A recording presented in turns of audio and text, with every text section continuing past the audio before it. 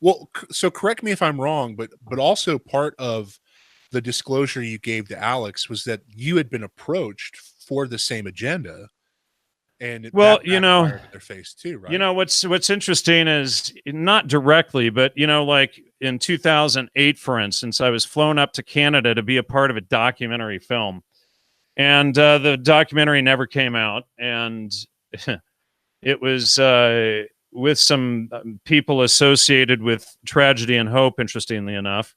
And we went out to dinner at this Chinese restaurant one night, and they asked me what I felt about lying to people. That was the whole conversation at dinner time. And this guy and his brother were there, and the brother was like, "Oh, I don't have any problem lying to people, and oh, I'm great. I'd lie to my mother," and all of this kind of stuff. And I'm just sitting there going, "This is a really strange conversation."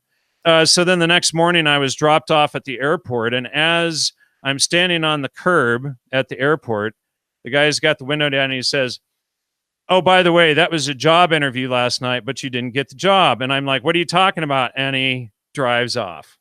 Oh my God. Yeah. So I was just like, what in the world? And, there was only, I'm sitting there, the whole conversation was about what I felt about lying, and then, there was other attempts at approaching me after that. That's the main one that really sticks out at me. But there was several others. That sounds exactly how, I mean, like without having any point of reference, that's not the scene that you'd see in a movie, but that sounds about right for what these lying rats would do. Is they're just sitting on top of secrets, and they don't want to let in somebody who's not loyal. They don't want to let in somebody who's not a sociopath. So, oh yeah, lying. What do you think about lying? And then, well, young Irvin can't be corrupted. So, and then when I got a hold of the Trivium, that's, I just started focusing on truth all the time, and I started exposing everything. And that eventually led me into, Christianity, and realizing that it was all about living in truth and whatnot. But, one thing, and I've been planning on doing a short video of this all week, and I just haven't gotten to it. So I might as well go into this right now. And then I'll probably do another show on this, because people need to understand how this works. When you get into podcasting, when you start your show, okay, the first realization that you have is like, people start sending you all kinds of information. You're like, okay, this is why they place, CIA people as editors in newspapers and stuff, because every day information from all over the world flows in. It's like, oh, wait, that's intel gathering. And they're just, I don't even usually need to read the newspapers and stuff every morning. It's like just there in my email box, and people will send it to me, information that I need. And then I'll broadcast or put, or relay the most important stuff. And so that's one stage. And then the next stage that you realize is, okay, whenever I broadcast something that isn't correct that they want me to say, suddenly a large donation will come in. And then let's say I publish an article on Gordon Wasson, and then the donations dry up. And then I'll put something else out, and I would, this is back in the day when I first started my show. And then let's say I would interview Dave Nichols, who's, the last legal producer of LSD in the United States. And then the donations would grow and come in again. And then I put out something exposing Terrence McKenna, and they would dry up. And so you do this for a while, and you start realizing the game. So the people who are on the take, you realize after a while, and again, I've been doing this for over a decade, you realize, okay, whenever you say what they want, pro-drugs, pro-New World Order, pro-feminism, pro-eugenics, pro-attack on the family, pro-anything against white people, pro-anything against men, against Christianity, the money goes up and up and up, and you get more and more and more and more popular. Anything that tells the truth, if you go on a podcast and say, the God of Christianity is truth, or truth is God, and, et cetera, and it's all about living a truthful, righteous life, they could go down. And, so you start piecing this together after a while, and it's like, okay, so, when I go out and I say, look, everybody in podcasting or everybody in psychedelics is dirty, and there might be 2 or 3 out there that aren't dirty, but I really mean like everybody is dirty, and after a while you get a hold of this, and there, there are. They certainly would turn a blind eye. I mean, like, right. if they're part of a lifestyle and they've made friends based on that lifestyle, it would really take something to disrupt that lifestyle to make them change. So turn somebody in. And you either pick truth, or you turn a blind eye, which is the gray area, or you're on the take. And so this goes on after a while, and when you've been in it long enough, you can honestly say just about everybody in podcasting is dirty. Now, my personal belief, having started in the last decade, I started my show in 2008. My personal belief is that I am the last podcaster from last decade who did not sell out. So, they've tried to recruit me 6 or 7 times that I'm aware of. Some of them were pretty direct. And, some of them had veiled threats behind them and, this kind of stuff. But this is how the system works. And, so, it's like people like Joe Rogan saying, I don't have time to, take on another job and be a CIA agent or whatever. That's not how it works. All you have to do is go out and say pro pot, pro drugs, pro liberalism, anti-guns, anti-white, anti-Christianity, yada, yada, yada, and do the stuff that you normally do. That's all it takes. That's literally all it takes. And you're doing what they want, and somebody's asking about my former partner, and that's exactly the case. That's why I booted him off the show almost 2 years ago, because I figured out that that's what was going on, and that he was running trolls against me, teams of trolls, and, him and another guy that was actually in your chat when you were doing the live discussion about my Alex Jones interview. He was in your chat, and he's one of the guys. He's a pseudo billionaire, and he's actually taken the time to troll me for the last couple of years. I'm not even going to bother saying his name. Most people could figure it out, but it's like, these people, talk about lifetime actors. One of them created that term, but these people go out there and they troll you and run teams of trolls, and they're selling the agenda. And then what they do is they'll say, oh, what happened to all of your friends? Oh, what happened to this person? Well, what they do is the best guests on your show, they go through them and they try to recruit them. And so then you realize, hey, wait a second. Suddenly this person stops talking to me for several months or a year, and then shows back up, and that person stops talking to me, and we're just having a conversation one day and everything's good. And then all of a sudden, poof, they disappear.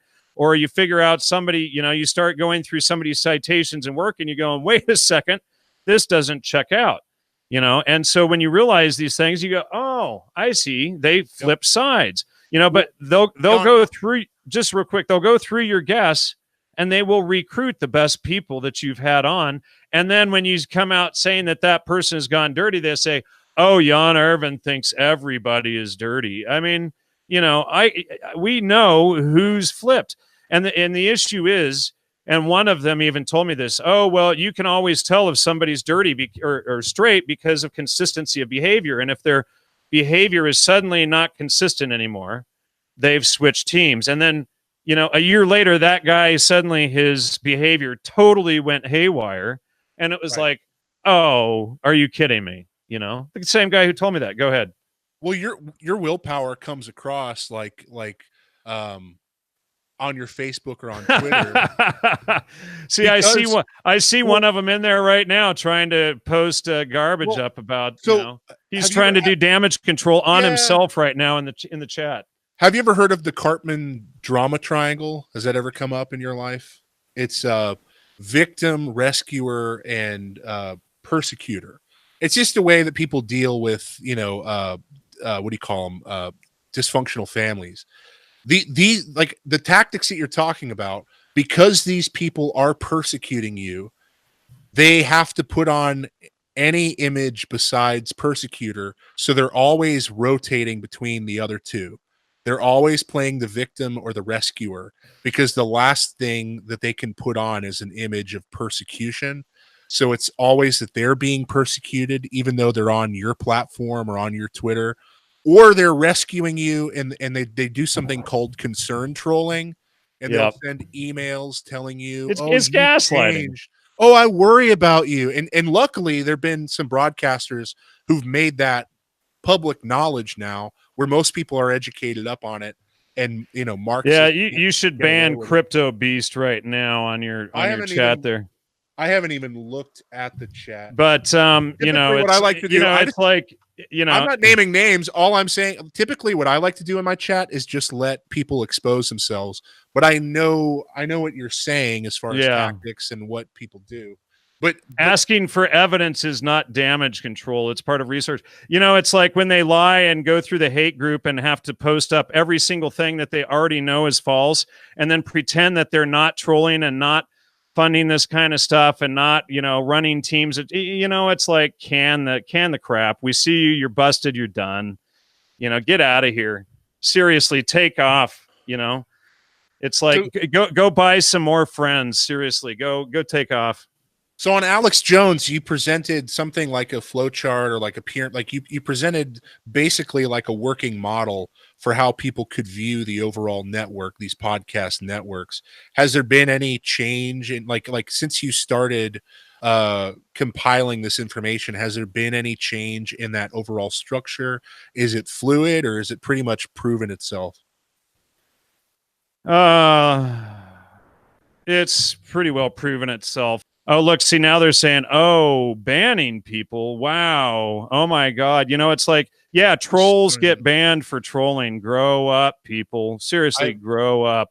Well, just let the irony of me saying they typically play the victim or the rescuer, and then they can never play the persecutor, because that's truly what they're doing, is they're Right. persecuting you and they're sugarcoating it. And they can't let the other people who are under mind control know. My chat, though, is a very discerning group of people, intelligent people. So don't worry about it, because there's a number of people who are discerning and they're learning something from this. So I would just say don't even pay attention to it. Let's focus on the information. And furthermore, I've never spoken to Alex. I'm dying to one day speak to Alex. I've tried to Skype with Rob Dew in the past. I just got so excited when I saw that he would have you on. And I think the first time he actually kind of played cat and mouse with you, and you just didn't even appear that day, but then he got you on the 21st. Has he shown an interest in having you back on? Has he shown any Yeah, awareness of what's been happening to you and that you've been silenced? yeah. I mean, you're talking about AJ, right? Yeah. Yeah, he's shown some interest in having me back on. Not sure when that will happen. Yeah, I mean, he's shown some interest in going into more depth on this. Let's hope it happens soon. I'm going to read this quote that I sent you. This is an actual quote with when Joe Rogan was talking to Brian Redband, who, by the way, Redband is the one who set up all those different podcasts for the Death Squad. Like, he's the guy who, like, Joe didn't know anything about podcasting. Redband set up, the podcast and did all the video stuff and all the behind the scenes stuff. But they were together, and Joe was high off his ass, and he said this about Alex Jones. And this is what I sent you in the email regarding Alex Jones. You are making up the fact that I am in the CIA. You are making up that Hollywood insiders have given me information and tell me what to say. That's not true. You know it's not true. You know me. I don't have time to be a CIA insider. I can't take on another job in between doing stand-up and podcasts and UFC commentator and running a family. I can't do it. I wouldn't do it. I'm not interested. I would rather stop doing everything than work for a government organization. No one has ever approached me. No one has ever approached anyone I've ever heard of. I don't really know if that really happens. I don't know if that's a real thing. The thing is, they always say, is the CIA would talk to the people in Hollywood and tell them what to say in terms of propaganda. Maybe. I don't know. I don't have any personal knowledge of it. I'm sure someone has decided that if they are going to make a movie about like Zero Dark 30, that they have to get some sort of approval. And I'm sure that a lot of movies that are very inspirational that have to do with the military would be great for recruitment. So I'm sure there's some involvement. I'm sure there's also some patriots that work in show business that want to put out these movies about the government and the military in a very positive way. That's probably the case in some instances too, but not everything is a fucking conspiracy. This is where his bitterness starts coming out. And this is why it's stupid. Well, you got to use And that why loaded terminology, conspiracy, to automatically make people who see it going on look crazy. So what do you, I mean, in general, I mean, you know, so Joe, it's plausible deniability. He's saying that I'm not in the CIA. Nobody I've ever heard of has ever been approached by the CIA. But of course, that doesn't cover for any other government organization. And it's not like he couldn't just be lying off his ass. There's also, isn't it like true that under Obama that propaganda was basically legalized on the public? So Yeah, exactly. And, you know, you got to realize that the job of the Central Intelligence Agency is to control the intelligence or what people think. You know, it's to control the intelligence of the public mind. Okay. And they are the central intelligence. So they want to control what people think. And part of their agenda is to, you know, put out propaganda. And, you know, one of their shields is the CIA's charter that says they're not supposed to operate in the United States, but that's mostly what they do. That's just a smokescreen. See, look, you know, and they'll wave the charter around, and we don't operate in the United States. But meanwhile, in my opinion, most tenured professors are on the CIA's payroll. You know, they clearly pay them grants and stuff like that, which is a violation of the charter. But not only that, you know, I've even had professors write hit piece books against me and my research, like on Gordon Wasson and on my second book. And, you know, this guy, Professor Jerry Brown, not to be confused with the liberal nutter former governor, but and you know, total distortion of my work, and, you know, a total hit piece and spin of my work. And then you have them controlling podcasting, funding the movies. You know, here's another thing: is when you see